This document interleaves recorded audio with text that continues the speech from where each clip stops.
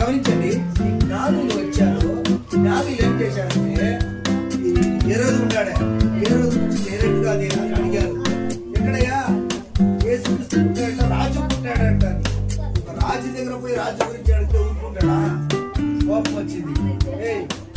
పోటీ మళ్ళీ వచ్చి ఆ విషయాన్ని చెప్పండి అంటున్నాడు. కానీ దేవుని గురించి చెప్తున్నాడు. దేవుని గురించి మళ్ళీ ఆయన దగ్గర మీరు పోవద్దండి, ఈ మార్గంతో వేరే మార్గంలో వెళ్ళిపోండి. హల్లెలూయా, హల్లెలూయా.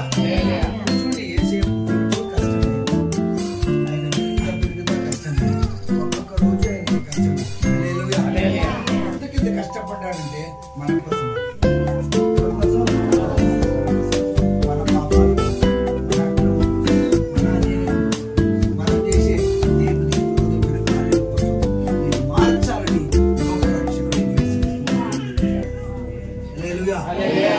పుట్టింది మాత్రం కాదండి, మరి ఏం చేశాడనే మరణించాడు సిలువలో. ఏం చేశాడు?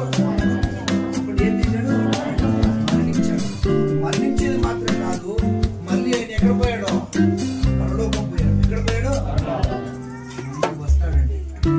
హల్లెలూయా, హల్లెలూయా. ఇప్పుడు వస్తాడో రేపు వస్తాడో మాకు తెలియదు, కానీ తప్పకుండా వస్తాడు. హల్లెలూయా. ఎవరెవరి క్రిస్మస్ రోజు నేను చెప్తున్నాను, ఎవరెవరు మారలేదు, యేసుక్రీస్తు నామములో మారండి. ఇకపైన మనకి సమయము కాలం ఏమయ్యేది, చల్లటి కాలం. 2000 రూపాయల నోటు మాది, ఇది పాత 2000 నోటు ఉంది. ఇకపైన ఈ కాలం ఏమయ్యేది చల్లది. హల్లెలూయా. ఈ రోజే రక్షణ దినం. హల్లెలూయా. ఈ రోజే శుభదినం. హల్లెలూయా. ఈ రోజే లోకరక్షకుడు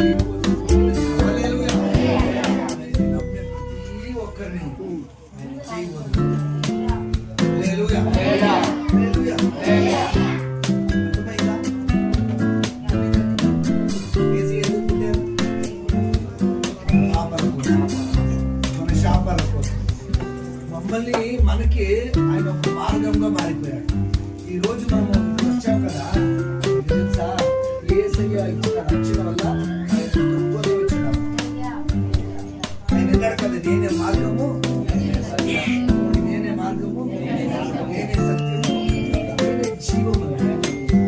ఆయన మార్గంలో చేస్తే ఆయన దొరికి వచ్చినట్టు కదా, ఆయన దొరికి వస్తే మళ్ళీ ఆయన కోసం బ్రతకాల ఉందా?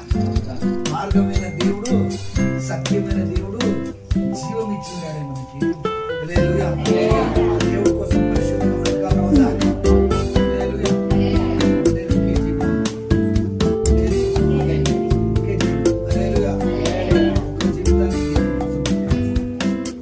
దేవుని కోసం పెట్టే నువ్వు చూసుకో. నీ కష్టం, పోరాటాలు, నీకు బాధ, చేసే వ్యాపారంలో నష్టము, అవునండి, సాధారణ నుంచి అట్లే చేస్తూ ఉంటాడు. కానీ మీరు పరిశుద్ధంగా బ్రతికితే అన్ని మార్గాలు తెలుస్తాడు. హల్లెలూయా, హల్లెలూయా, హల్లెలూయా.